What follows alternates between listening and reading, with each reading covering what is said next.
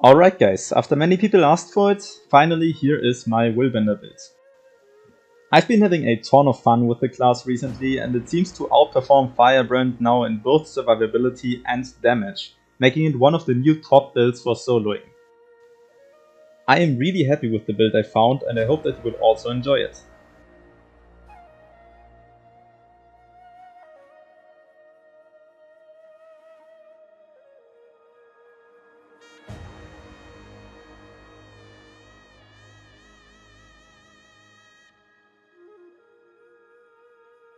So the traits I chose for this build are very similar to the traits from my Firebrand build guide. You can check them on your own, I'm just going to point out the most important ones. First of all, we've got the combination of Zealous Scepter in Seal and Holy Reckoning in Willbender. These two traits will individually already give you a ton of mites and also fury, but in combination they will assure you permanent 25 mite uptime, which is super strong. The other two important traits in Zeal are Symbolic Exposure, which causes your symbols to inflict vulnerability, and Eternal Armory, which improves your spirit weapons by giving them additional casts, improved count recharge, and burning. Since you use both Bow of Truth and Sword of Justice in this build, you will benefit from improved healing and improved damage. Symbolic Exposure plus Sword of Justice will also easily keep up 25 vulnerability on the target, so just with the traits I listed you will be able to have 25 might and permanent fury on yourself, as well as 25 vuln on the target. As an alternative to Zeal, you could also take Virtuous traits. This comes at the cost of a little bit of your damage, but gives you a 25% healing increase on your F2, which is pretty strong. So it's really up to you which one you want to choose. I personally prefer Zeal because it's, well, higher damage and still gives you a healing improvement via Eternal Armory, but Virtuous is still very strong. In Radiance, we've got two of the best traits in the entire game, Radiant Fire and Amplified Wrath. These two traits are absolutely essential to Condition Guardian and you should always use them when you want to go for a condition build or even a hybrid build. There really is no excuse, they are just way too good. Finally, in Willbender, we already talked about Holy Reckoning, so there isn't much else to say. I chose Tyrant's Momentum as the Grandmaster trait as it is a nice little damage increase. Phoenix Protocol might sound good, but I actually wouldn't recommend it because it loses you all the healing of your F2 and replaces it with regeneration as compensation, but that isn't even close to as good as the normal healing. For the minor trait, I want to point out that if you want to, you could actually take Conceited Correct. It's a nice little healing increase which comes at the cost of a little bit of burning and condition damage, but it's really not that big of a difference. The skills I would recommend you to run are for one Bow of Truth and Sword of Justice, both of which get buffed by Eternal Armory, making them way stronger. You can use both of them way more often because of it, which means more healing and increased damage. The third utility skill I would recommend is Purging Flames, which not only strips conditions very frequently, but also does a ton of damage. The elite skill I chose is Female Wrath. You could also use Signet of Courage, however I find the healing it does to be very underwhelming, whereas Female Wrath is very strong, especially in combination with your F2, as you can attack way more often with it thanks to the quickness and thus get more healing.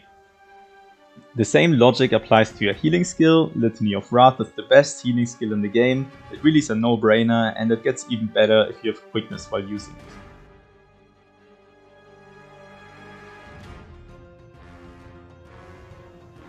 Some great alternatives for Bow of Truth in the skill setup are Stand Your Ground if you want additional stability, Signet of Wrath for increased condition damage if you don't need that much healing,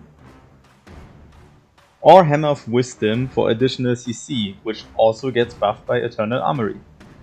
It is worth noting as well that we are talking about Guardian here, which just has a ton of useful skills, so just play around with a few things. Another few recommendations could be Sanctuary or Shield of Avenger, stuff like that. The gear for this build is a combination of Trailblazers, which allows you to max out your burn duration, and Plague Doctors, which gives you condition damage as well as a bit of healing power and concentration, thus giving you higher healing and boon duration. The runes are superior runes of Balthasar, which gives you a ton of burning duration and also 10% increased health. The sigils I decided to go with are for one bursting sigil to make your burning stronger, and leeching sigil on both weapons just because it is a great amount of consistent healing. You know, every single time you swap your weapons you get a bit of healing.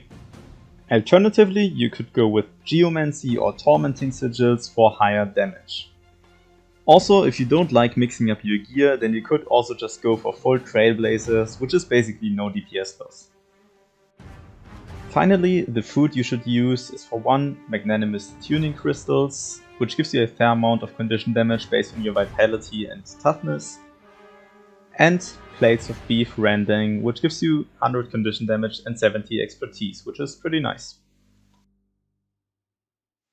The rotation is very simple. You want to open any fight by using Female Wrath and Sword of Justice, and afterwards use your Rushing Justice, which you can even use as a gap closer to get to the mob you are wanting to fight faster. Afterwards you use your Purging Flames, followed by your Sword symbol and your Torch Force. Then you swap to Scepter, and from there it really is just button spamming, to be honest. Every single skill on Scepter and on Sword is worth the usage in solo, so just have fun and make sure to use your F1 off cooldown. By the way, if you look at my buff bar as well as the condition bar of the boss right now, you will see that this build indeed is able to maintain 25 might, permanent fury and permanent 25 vulnerability on the boss. So that's the guide. I put less footage of me using the build this time around, simply because I felt like the videos were getting too long. However, if you want to see it more in action, you can check out the Cairn solo or the RRP2 solo on my channel. Both of these are done with slightly more offensive gear, however the general build is the same. I will also link them in the description. Thanks for watching, guys.